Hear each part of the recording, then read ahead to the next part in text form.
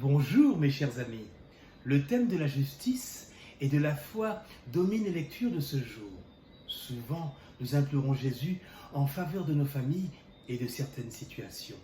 Malgré le silence de Dieu et son manque de réaction, on ne renonce pas.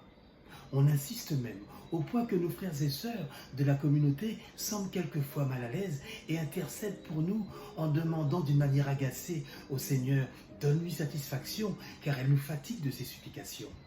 Frères et sœurs en Christ, il ne faut jamais se décourager dans la prière, à la manière de cette Cananéenne dans le récit qui nous est proposé aujourd'hui. Ayons cette confiance inébranlable dans le Seigneur et persévérons dans la prière malgré les épreuves de la vie et les refus que nous pouvons essuyer. Grâce à la confiance qui nous est donnée, nous pouvons témoigner du caractère universel de la foi. N'oublions pas que le salut est pour tous, que nous soyons chrétiens, que nous soyons musulmans, orthodoxes, juifs ou même non pratiquants. Même les peuples étrangers, représentés par cette femme cananéenne de l'Évangile, sont aimés de Dieu. Et c'est pour eux aussi que son Fils unique, notre Seigneur Jésus, a offert sa vie, par amour. Ils sont appelés aussi à le connaître, notamment à travers notre témoignage. Et ils sont invités eux aussi à le servir et à entrer dans sa joie. Mais attention à ne pas tomber dans le péché d'orgueil. Et c'est pour cela que je vous donnerai cette mise en garde. Même si les textes de saint Paul nous démontrent que nous sommes le peuple élu, même si nous appartenons au peuple de l'Alliance, nous avons parfois tendance à nous considérer comme supérieurs aux autres et à les mépriser. Ne laissons pas cette tendance s'insinuer dans nos cœurs de chrétiens.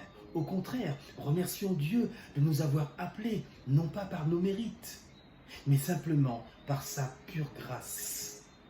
Car Dieu est plus grand que notre cœur, nous rappelle la première lettre de Jean, chapitre 3, verset 20.